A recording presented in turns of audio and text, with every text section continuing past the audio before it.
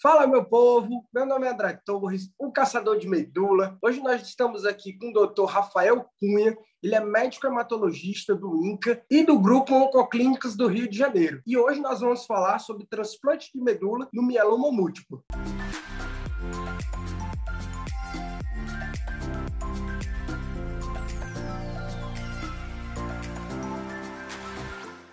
Doutor Rafael, primeiramente eu quero te agradecer pela disponibilidade de estar aqui conversando conosco aqui na TV Abrale. Eu tenho certeza que o nosso bate-papo vai ser muito esclarecedor para muita gente. Mas já para começar o nosso bate-papo, eu queria que o senhor falasse para a gente, em linhas gerais, o que é mieloma múltiplo. Olá, André. Olá a todos. Muito obrigado por participar desse bate-papo. Realmente é um grande prazer. Eu admiro bastante a Abrale. Bom, o mieloma múltiplo é o que mais gosto de tratar. Realmente é o que eu tenho mais vontade de falar, né? E é um prazer estar aqui falando sobre mieloma múltiplo. Mieloma múltiplo é uma doença hematológica, um tipo de câncer que acomete as células que produzem os anticorpos. Essas células são chamadas de plasmócitos, né? Essas células, elas se acumulam, começam a se reproduzir de forma desorganizada na casa delas, que é a fábrica do sangue, que é a medula óssea. E aí, o acúmulo dessas células acaba levando problemas na fábrica da medula, com anemia, por exemplo, problemas ósseos, já que é aquela estrutura, aquele ambiente que ela está, é o ambiente ósseo, e muitas vezes também essa produção também excessiva de anticorpos causa alguns problemas, por exemplo, problemas renais. Entendi. Esse é o mieloma múltiplo.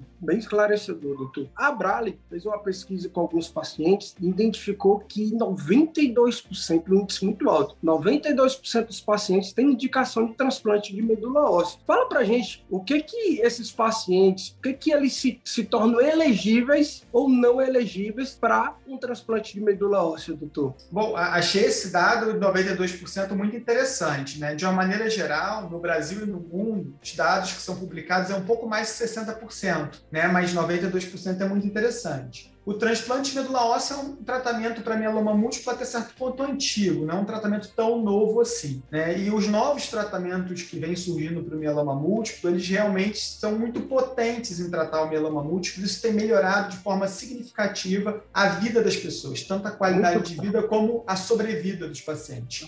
Isso é muito bom. Todos esses tratamentos sempre desafiam o transplante de medula óssea em estudos clínicos e, mais uma vez, os pacientes têm benefício em fazer o transplante de medula óssea. Isso é um consenso. Todos aqueles pacientes que têm condições clínicas de realizar transplante de medula óssea devem realizar logo no início do tratamento, logo depois da primeira fase de controle da doença, que é a fase que a gente chama de indução. Os pacientes que têm boas condições clínicas, eles são considerados elegíveis ao transplante de medula óssea. Então, esses pacientes, antigamente, tinha até uma divisão de idade que hoje a gente não leva em consideração. Hoje a gente leva em consideração a capacidade que o paciente tem de ser submetido a um tratamento, que é um pouco mais intenso. Precisa de internação, é um pouco mais intenso. Essa capacidade, ele vai ter que ter uma capacidade de suportar esse tratamento e por isso deve ter boas condições cardíacas, boas condições pulmonares, uma boa capacidade de fazer exercícios físicos, de fazer o seu dia a dia, de ter atividade do seu dia a dia. Ele não pode ser um paciente com muitas comorbidades ou que tenha uma incapacidade de realizar tarefas simples do dia a dia, por exemplo.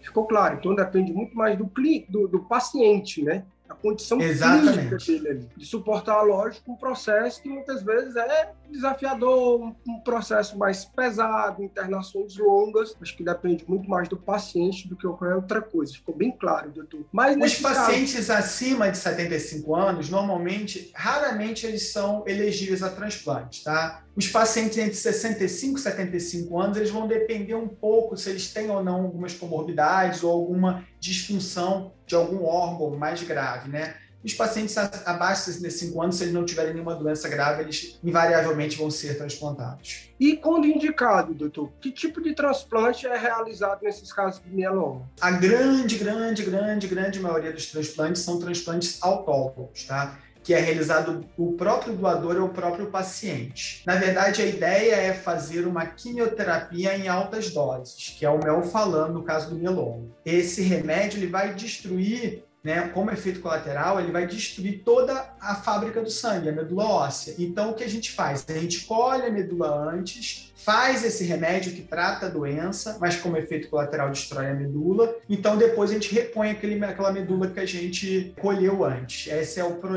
processo para fazer o transplante autólogo. O transplante alogênico raramente é feito para mieloma múltiplo. São casos muito selecionados. Mas nesses casos, do transplante autólogo, pode ser realizado mais de uma vez durante a jornada terapêutica do paciente? A gente pode realizar até 2 transplantes para o paciente. O segundo transplante, ele pode ser realizado em 2 condições. Tá? O mais comum, quando o paciente se beneficia muito do primeiro transplante, quando ele tem uma remissão muito duradoura, por exemplo, de 2, 3 anos, ele pode se beneficiar de fazer um outro transplante quando a doença voltar. Tá? Esse é o tratamento com transplante na recaída. Existem alguns estudos e alguns guidelines internacionais que recomendam fazer um transplante seguido de outro, fazer o duplo transplante, ou transplante tandem, que a gente chama, quando o paciente apresenta características muito agressivas de doença, que são os mielomas que a gente classifica como mielomas de alto risco. Talvez esse grupo de mieloma possa se beneficiar de fazer 2 transplantes seguidos. Tá gostando desse vídeo? Não quer mais perder nenhum vídeo da TV Abrale? Se inscreve no canal.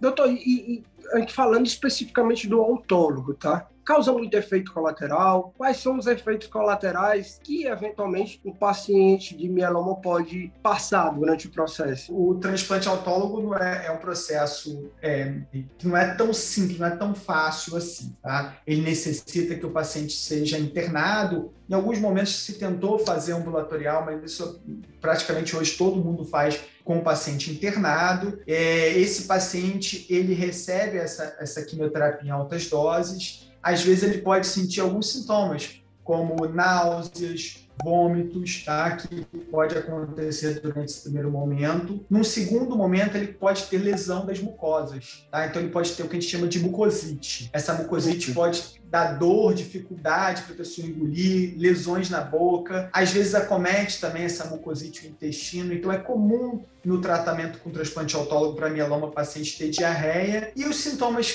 o problema, o efeito colateral mais grave é que as células do sangue todas caem durante o transplante. Então, o paciente muitas vezes precisa transfundir hemácias, precisa transfundir plaquetas e as células de defesa caem. E quando as células de defesa caem, ele fica sujeito a alguns efeitos de infecção, alguns quadros infecciosos. E esse é o período crucial e por isso que esse paciente deve ser internado. Se ele tem qualquer evidência mínima de infecção, a gente já começa um antibiótico com uma cobertura bem ampla para várias bactérias diferentes, porque a gente sabe que esse sujeito, nesse momento, ele está com uma defesa muito comprometida. Doutor, eu como transplantado, eu sei bem boa parte desses efeitos aí. A mucosite, eu lembro bem dela, viu? Lembro muito. Mas eu estou falando de mieloma, a gente sempre pensa na qualidade de vida dos pacientes, né? Em todo o processo, durante todo o tratamento. Esses efeitos colaterais, tem como se antecipar a eles? Como é que funciona a tratativa de melhora da qualidade de vida dos pacientes durante esse processo de efeito colateral do transplante? Então, em relação às náuseas e vômitos, nós evoluímos muito nos últimos 20 anos em medicamentos para controlar esses eventos adversos. Então, hoje eu te falo que é muito mais fácil a gente tratar a náusea e vômitos do que antigamente. Então, a gente tem remédios bem modernos que podem ser utilizados. Em relação à mucosite, nós temos um apoio muito grande dos dentistas, tá bom? Que apoiam a maioria dos centros de transplante com laser terapia. Então, a laser terapia ela é muito importante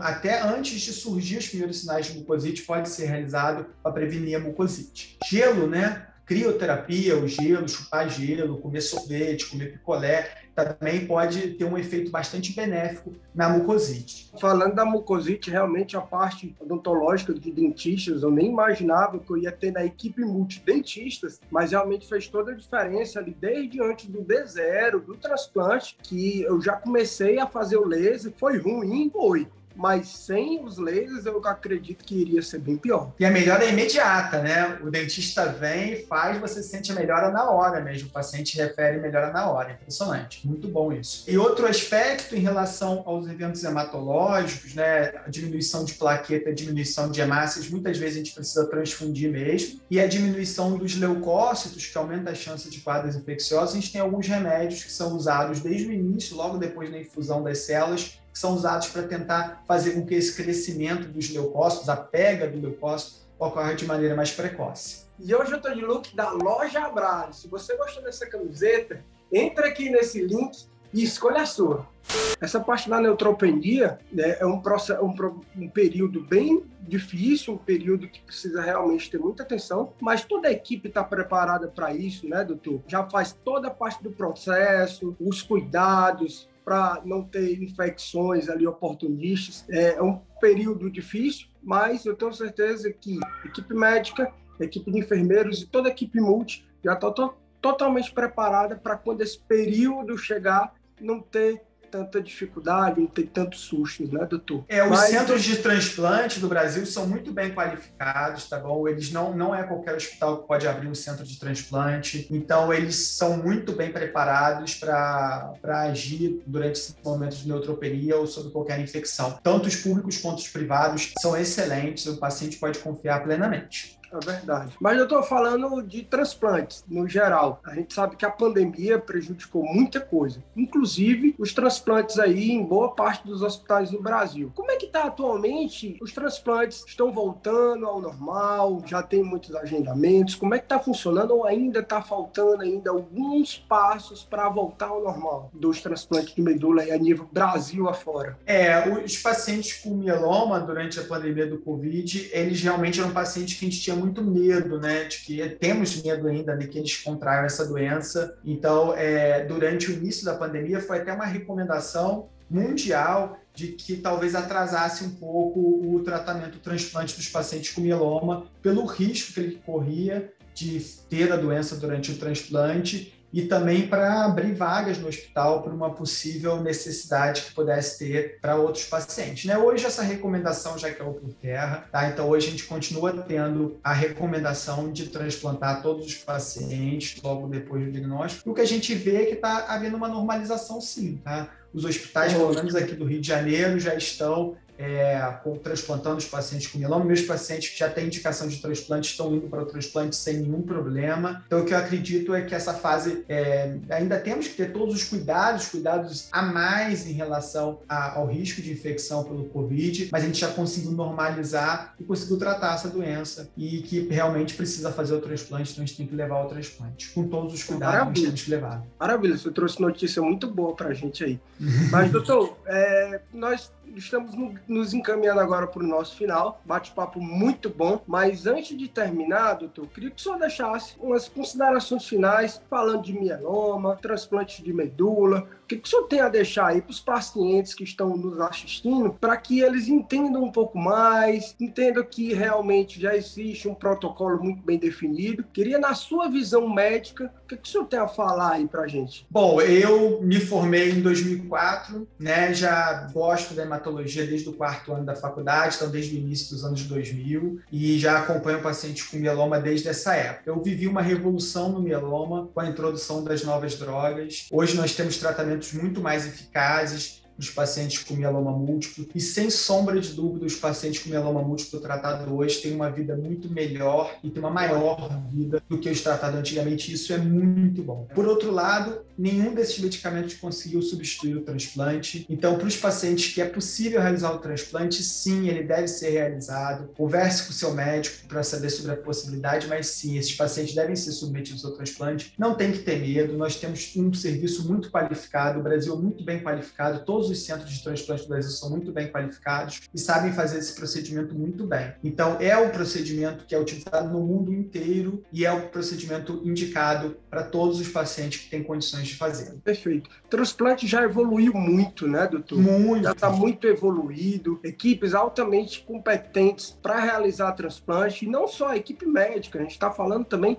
de toda a equipe multi, enfermeiro, técnicos, tem muita gente já treinada e capacitada para receber um paciente, não é isso, doutor? Exatamente, e sabem trabalhar em conjunto. É um setor que realmente a gente trabalha em conjunto, e esse trabalho em conjunto traz muito benefício para o paciente. Nós, em nome da TV Abrale, da Abrale, queremos te agradecer aqui por esse bate-papo. Tenho certeza que foi muito esclarecedor e vai ajudar muita gente por aí. Tem muita notícia, tem muita informação, principalmente, que vai chegar, uma informação clara e objetiva, lógico. Muito obrigado, doutor. Eu que agradeço, André. Foi um prazer bater um papo com você. Grande abraço. Um abraço. Gostou desse vídeo? Não esquece de deixar seu like, deixar seu comentário, se inscrever no canal e um grande cheiro do macho velho aqui do Ceará.